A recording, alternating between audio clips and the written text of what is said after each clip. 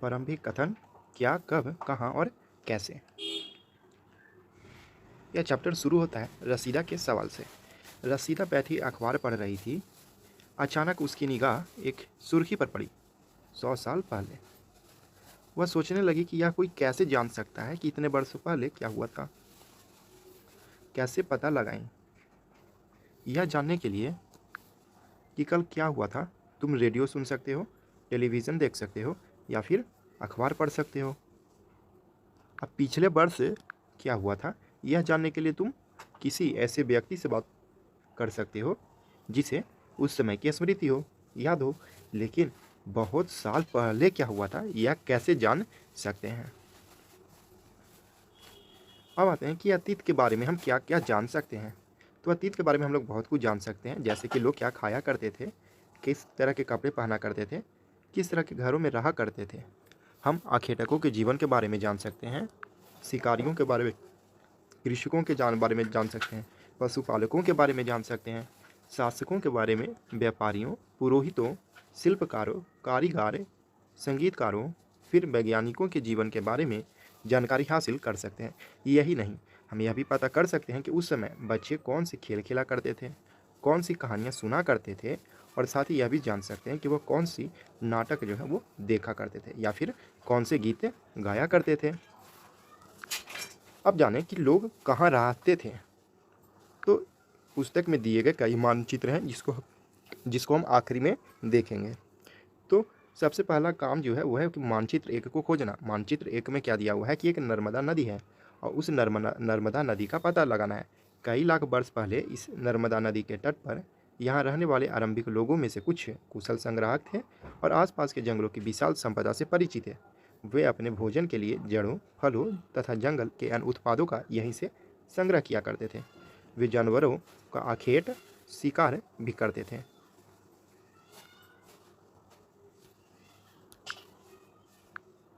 आगे हैं कि अब तुम उत्तर पश्चिम की सुलेमान और किरथर पहाड़ियों का पता लगाओ। सुलेमान और किरथर पहाड़ियाँ कुछ ऐसे स्थान हैं जहाँ पे लगभग 8000 वर्ष पूर्व स्त्री एवं पुरुषों ने सबसे पहले गेहूं तथा जौ जैसी फसलों को उपजाना आरंभ किया। उन्होंने भेड़ बकरी, गाय बैल जैसे पशुओं को पालतू बनाना भी शुरू किया। अब हम लोग पता करते हैं उत्तर पूर्व में गारो तथा मध्य भारत में विंध्य पहाड़ियों का पता लगाना। और यह उत्तर पूर्व में गारो तथा मध्य भारत में जो विंध्य की पहाड़ियाँ हैं या कुछ ऐसे क्षेत्र थे जहाँ कृषि का विकास हुआ, जहाँ सबसे पहले चावल उपजाया गया, और वे स्थान विंध्य के उत्तर में स्थित था। विंध्य के उत्तर में स्थित मतलब कि उत्तर प्रदेश के क्षेत्र में। अब हम लोग ये मानचित्र को देख लेते हैं।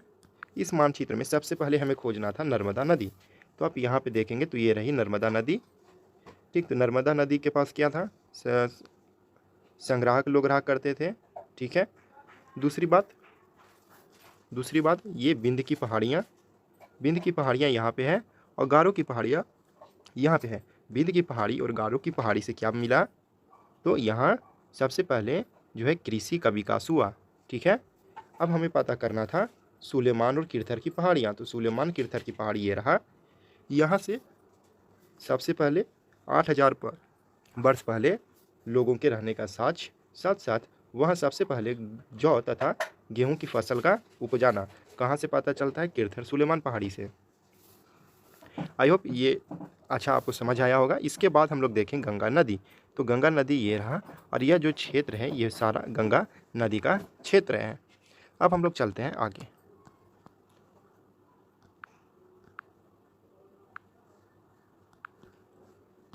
मानचित्र पर सिंधु तथा इसकी सहायक नदियों का पता लगाओ। सहायक नदियाँ, तो इसमें क्या है कि मानचित्र में दिया गया सिंधु तथा उसकी सहायक नदियाँ और उन सहायक नदियों का पता करना है। अब समझते हैं कि ये सहायक नदियाँ क्या होती हैं। तो सहायक नदियाँ उन्हें कहते हैं जो एक बड़ी नदी में जाकर मिल जाती है। लगभग 4700 वर्ष पूर्व इन्हीं नदियों के किनारे कुछ आरंभिक नगर फले फूले थे। इसके बाद आते हैं गंगा व इसकी सहायक नदियों पे। तो गंगा व इसकी सहायक नदियों के किनारे तथा समुद्र तटवर्ती इलाकों में नगरों का विकास 2500 वर्ष पूर्व हुआ। 4700 वर्ष पूर्व जो कुछ गांव आरंभिक नगर फूले फले 4700 वर्ष पूर्व सिंधु नदी के और सिंधु नदी की सहायक नदियों के किनारे फले फूले थे, और 2500 वर्ष पूर्व गंगा और इसकी सहायक नदियों के किनारे। अब हम लोग देखते हैं गंगा नदी तथा इसकी सहायक नदी है सोन नदी, इसका पता लगाओ। गंगा के दक्षिण में इन नदियों के आसपास का क्षेत्र प्राचीन काल में मगध, जो कि आज वर्तमान में बिहार के नाम से जाना जाता है, इसके शासक बहुत ही शक्तिशाली हुआ करते थे और उन्होंने एक विशाल राज्य स्थापित किया था। देश के अन्य हिस्सों में भी ऐसे राज्यों की स्थापना की गई थी। लोगों ने सदैव उपमहाद्वीपों के एक हिस्से से दूसरे हिस्से तक यात्रा की। कभी कभी हिमालय जैसे ऊंचे पर्वतों को पार किया, पहाड़ियों को पार किया, रेगिस्तान, नदियों, समुद्रों के कारण यात्रा जोखिम भरा था, फिर भी वह यात्रा उनके लिए असंभव नहीं था। अतः कभी लोग काम की तलाश में, कभी प्राकृतिक आपदाओं के कारण एक स्थान से दूसरे स्थान जाया करते थे। कभी कभी सेनाएं जो थी दूसरे क्षेत्रों पर विजय हासिल करने के लिए जाती थी। इसके अतिरिक्त व्यापारी कभी कभी काफिले में तो कभी जहाज़ों में अपने साथ मूल्यवान वस्तुएं लेकर एक स्थान से दूसरे स्थान जाया करते थे। वे धार्मिक गुरु जो हुआ करते थे वो लोगों को शिक्षा और सलाह देने के लिए एक गांव से दूसरे गांव जाया करते थे, एक कस्बे से दूसरे कस्बे जाया करते। कुछ लोग नए और रोचक स्थानों की खोज में उत्सुकता से भी यात्रा किया करते थे। इन सभी यात्राओं से लोगों को एक दूसरे के विचारों को जानने का अवसर मिला। अब समझते हैं कि आज लोग यात्रा क्यों करते हैं। यह एक प्रश्न है। पहले के प्रश्नों का हल अगर कह रहे हैं कि यात्राएं क्यों करते हैं, तो हमने यहाँ ये सारे बातें थी। हम देखते हैं आज यात्रा लोग क्यों करते हैं। तो एक बार फिर से अगर मानचित्र 1 को देखें, और पहाड़ियों, पर्वत, समुद्र इस उपमहाद्वीप की प्राकृतिक सीमा का निर्माण करते हैं। हालांकि लोगों के लिए इन सीमाओं को पार करना आसान नहीं था, लेकिन जिन्होंने ऐसा चाहा वो ऐसा कर सके हैं। वे पर्वतों की ऊंचाई को छू सके, गहरे समुद्रों को पार कर सके। उपमहाद्वीप के बाहर से भी कुछ लोग यहाँ आए और यहीं बस गए। लोगों के इस आवागमन ने हमारी सांस्कृतिक परंपराओं को समृद्ध किया। कई सौ वर्ष से लोग पत्थर को तराशने, संगीत रचने, यहाँ तक कि भोजन बनाने के नए तरीकों के बारे में एक दूसरे के विचारों को अपनाते रहे हैं। अब समझे देश के नाम। अपने देश के लिए प्रायः इंडिया तथा भारत जैसे नामों का प्रयोग किया जाता है। इंडिया शब्द इंडस से निकला है, जिसे संस्कृत में सिंधु कहा जाता था। अपने एटलस में ईरान और यूनान का पता लगाओ। लगभग 2500 वर्ष पूर्व उत्तर पश्चिम की ओर से आने वाले ईरानी और यूनानियों ने सिंधु नदी को हिंदोस अथवा इंडोस, और इस नदी के पूर्व में स्थित जो भूमि प्रदेश थी उसको इंडिया कहा। भारत नाम का प्रयोग उत्तर पश्चिम में रहने वाले लोगों ने एक समूह के लिए किया करते थे। भारत नाम का प्रयोग जो था, भारत नाम, वो उत्तर पश्चिम में रहने वाले एक समूह के लिए किया जाता था। इस समूह का उल्लेख संस्कृत की आरंभिक लगभग 3500 वर्ष पुरानी कृति ऋग्वेद में भी देखने को मिलता है। बाद में इसका प्रयोग देश के लिए होने लगा। अतीत के बारे में कैसे जानें? अतीत की जानकारी हमें कई तरह से प्राप्त कर सकते हैं। इनमें से एक तरीका अतीत में लिखी गई पुस्तकों को ढूंढना और पढ़ना है। ये पुस्तकें हाथ से लिखी होने के कारण इसे पांडुलिपि कहा जाता है। अंग्रेजी में पांडुलिपि के लिए प्रयुक्त होने वाले शब्द मैन्यूस्क्रिप्ट शब्द जो है वो लैटिन शब्द मेनू, जिसका अर्थ है हाथ है, से निकला। ये पांडुलिपियाँ प्रायः ताड़ पत्रों अथवा हिमालय क्षेत्र में उगने वाले भूर्ज नामक पेड़ की छाल से विशेष तरीके से तैयार कर भोजपत्र पर लिखी मिलती है। आप इस तस्वीर में, मानचित्र में आप देख सकते हैं कि इस तरह का जो है एक पेड़ के छाल पे लिखा गया है इस तरह का। इसे ही हम लोग पांडुलिपि कहते हैं, जिसे इंग्लिश में मैन्यूस्क्रिप्ट के नाम से जानते हैं। और मैन्यूस्क्रिप्ट में मैनू जो है वो लैटिन शब्द है, जिसका अर्थ होता है हाथ है। अब यहाँ पे एक इस इमेज को आप देख सकते हैं। इस इमेज में क्या है कि यह एक पांडुलिपि है, लगभग 1000 वर्ष पहले लिखी गई, और किताब बनाने के लिए ताड़ के पत्तों को काटकर उसे अलग अलग करके हिस्सों को एक साथ बांध दिया जाता था। भूर्ज पेड़ की छाल से बनी ऐसी ही एक पांडुलिपि जो है यहाँ पे आप देख रहे हैं। इसके बाद हम लोग आगे आ जाते हैं। आगे क्या है कि इतने वर्षों में इनमें से कई पांडुलिपियाँ जो हैं उनको कीड़ों ने खा लिया, कुछ नष्ट कर दी गई, फिर भी ऐसी कई पांडुलिपियाँ आज भी उपलब्ध हैं। ये पांडुलिपियाँ मंदिरों, विहारों में प्राप्त होते हैं। इन पुस्तकों में धार्मिक मान्यताओं व व्यवहारों, राजाओं के जीवन, औषधियाँ तथा विज्ञान आदि सभी प्रकार के विषयों की चर्चा देखने को मिलती है। इनके अतिरिक्त हमारे यहाँ महाकाव्य, कविताएं, नाटक भी है। इनमें से कई संस्कृत में लिखे हुए हैं मिलते हैं, जबकि अन्य प्राकृत और तमिल में है। प्राकृत भाषा का प्रयोग आम लोग किया करते हैं। हम अभिलेखों का भी अध्ययन कर सकते हैं। ऐसे लेख पत्थर अथवा धातु जैसी अपेक्षाकृत कठोर सतहों पर उत्कीर्ण किए जाते मिलते हैं। अब अभिलेख में आते हैं। कभी कभी जो शासक हैं अथवा अन्य लोग जो अपने आदेशों को इस तरह उत्कीर्ण करवाते थे ताकि लोग जो है उन्हें देख सकें, पढ़ सकें तथा उनका पालन कर सकें। कुछ अन्य प्रकार के अभिलेख भी मिलते हैं जिनमें राजाओं तथा रानियां सहित अन्य स्त्री पुरुषों ने भी अपने कार्यों के विवरण उत्कीर्ण करवाए। उदाहरण के लिए देखें कि शासक जब लड़ाइयाँ करते थे उनमें अर्जित विजयों का लेखा जोखा रखा करते थे। अब हम लोग आते हैं, क्या तुम बता सकते हो कि कठोर सतह पर लेख लिखवाने के क्या लाभ थे? ऐसा करवाने में क्या क्या कठिनाइयाँ आती हैं? तो इस सवाल का हल अगर हम कहें कि कठोर सतह पर लेख लिखवाने का यह लाभ था कि अगर हम कठोर सतह पर लेख लिखेंगे तो वह बाद में मीटिंग ही नहीं और ज़्यादा समय तक जो है उपलब्ध रहेगा। और इसमें कठिनाइयाँ क्या आती थी कि कठोर वस्तु धातु का खोजना, उस पर उत्कीर्ण करने में मेहनत, श्रम ज़्यादा लगता था। अब आते हैं, इसके अतिरिक्त अन्य कई वस्तुएं जो अतीत में बनी और प्रयोग में लाई जाती थी। ऐसी वस्तुओं का अध्ययन करने वाले व्यक्ति को पुरातात्विद कहलाते हैं। जो अतिरिक्त अन्य कई वस्तुएं हैं जो अतीत में बनी हैं और प्रयोग में लाई जाती थी, अब उन वस्तुओं का अध्ययन करने वाले जो होते हैं उन्हें पुरातात्विद कहा जाता है। पुरातात्विद पत्थर और ईंट में से बनी इमारतों के अवशेषों, चित्रों और मूर्तियाँ का अध्ययन करते हैं। वे औजारों, हथियारों, बर्तनों, आभूषण तथा सिक्कों की प्राप्ति के लिए छानबीन तथा खुदाई भी करते हैं। इनमें से कुछ वस्तुएं पत्थर की होती हैं, पक्की मिट्टी की होती है, कुछ धातु की बनी हो सकती है। ऐसे तत्व कठोर तथा जल्दी नष्ट नहीं होते थे।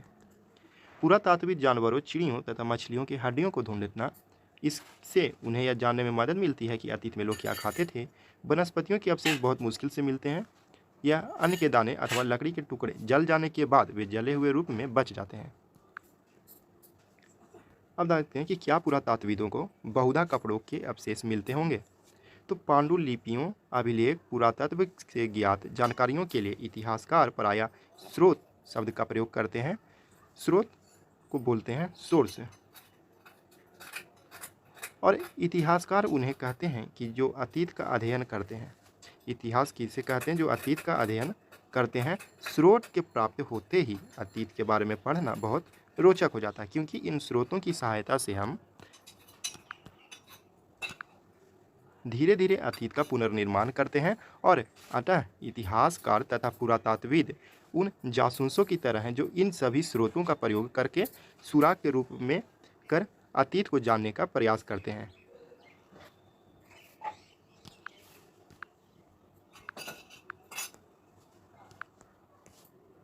अतीत एक या अनेक? क्या तुमने इस पुस्तक का शीर्षक के बारे में जाना? शीर्षक था हमारे अतीत। यहाँ पर ध्यान दें, अतीत शब्द का प्रयोग बहुवचन के रूप में किया गया है। ऐसा इस तथ्य की ओर ध्यान दिलाने के लिए किया जाता है कि अलग अलग समूह के लोगों के लिए इस अतीत के अलग अलग मायने हैं। उदाहरण के लिए देखें कि पशुपालकों अथवा कृषकों का जीवन राजाओं तथा रानियों के जीवन से अलग, व्यापारियों का जीवन शिल्पकारों के जीवन से बहुत भिन्न। जैसा कि हम आज भी देखते हैं कि उस समय भी देश के अलग अलग हिस्सों में लोग अलग अलग व्यवहारों और रीति रिवाजों का पालन करते थे। उदाहरण के लिए आज अंडमान द्वीप के अधिकांश लोग अपना भोजन मछलियां पकड़कर, शिकार करके तथा फल फूल के संग्रह द्वारा प्राप्त करते हैं। इसके विपरीत शहरों में रहने वाले लोग खाद्य आपूर्ति के लिए अन्य व्यक्तियों पर निर्भर करते थे। इस तरह के भेद अतीत में भी विद्यमान था। इसके अतिरिक्त एक अन्य तरह का भेद है। उस समय शासक अपनी विजयों का लेखा जोखा रखते थे। यही कारण है कि हम उन शासकों तथा उनके द्वारा लड़ी गई इन लड़ाइयों के बारे में काफ़ी कुछ जानते हैं, जबकि शिकारी, मछुआरे, संग्राहक, कृषक, पशुपालक जैसे आम आदमी प्रायः अपने कार्यों का लेखा जोखा नहीं रखते थे। पुरातत्व की सहायता से हमें उनके जीवन को जानने में मदद मिलती है, हालांकि अभी भी इनके बारे में बहुत कुछ जानना शेष है। अब समझते हैं तिथियों का मतलब। अगर कोई तुमसे तिथि के विषय में पूछे तो तुम शायद उस दिन की तारीख, माह, वर्ष जैसे 2000 या इसी तरह का कोई और वर्ष बताएंगे। वर्ष की गणना ईसा मसीह ईसाई धर्म प्रवर्तक के जन्म की तिथि से की जाती है। अतः 2000 वर्ष कहने का तात्पर्य है कि ईसा मसीह के जन्म के 2000 वर्ष के बाद ईसा मसीह के जन्म के पूर्व की सभी तिथियां ईसा पूर्व से मतलब ईसा से पहले के रूप में जानी जाती हैं। इस पुस्तक में हम 2000 को अपना एक आरंभिक बिंदु मानते हुए वर्तमान से पूर्व की तिथियों का उल्लेख करेंगे। आप समझते हैं कि इतिहास में और तिथियां कि अंग्रेजी में बीसी और हिंदी में ईसा पूर्व का तात्पर्य क्या है, बिफोर क्राइस्ट है, मतलब ईसा पूर्व कहते हैं। कभी कभी तुम तिथियों से पहले एडी देखोगे लिखा हुआ। एडी का मतलब होता है ईस्वी। इसे एनो डोमिनी नामक 2 लैटिन शब्दों से बना है। इसका तात्पर्य है ईसा मसीह के जन्म के वर्ष से। कभी कभी एडी की जगह सीई तथा बीसी की जगह पे बीसीई का प्रयोग होता है। सीई अक्षरों का प्रयोग कॉमन एरा तथा बीसीई का प्रयोग बिफोर कॉमन एरा के लिए होता है। हम इन शब्दों का प्रयोग इसलिए करते हैं क्योंकि विश्व के अधिकांश देशों में अब इस कैलेंडर का प्रयोग सामान्य है। भारत में तिथियों के इस रूप का प्रयोग लगभग 200 वर्ष पूर्व आरंभ हुआ। कभी कभी अंग्रेजी के बीपी अक्षरों का भी प्रयोग होता है जिसका तात्पर्य बिफोर प्रेजेंट वर्तमान से पहले है। अब इसी चीज़ को हम बढ़िया से समझेंगे। तो ईसा मसीह का जन्म जब होता है उसके बाद ईसा हो जाता है और ईसा मसीह के पहले ईसवी पूर्व होता है। ठीक है, इसे बी सी और ये बी सी